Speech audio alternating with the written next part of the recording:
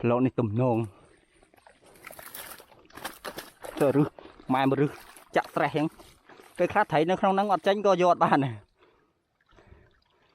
អូចង្វាដូចក្រហមបីអូម៉ែអានេះស្អាតមែនចង្វានេះស្អាតហុយដល់ណាបី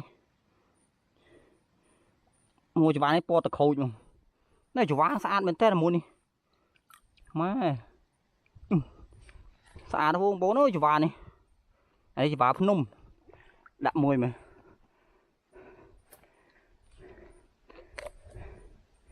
អូម៉ែអើយក្នុងចង្វានេះខុសពីអូយម៉ែអើយស្អាតមែនតើចង្វាពណ៌តក្រូចអូស្អាតជាងខាងអូលីងគ្រូទៀត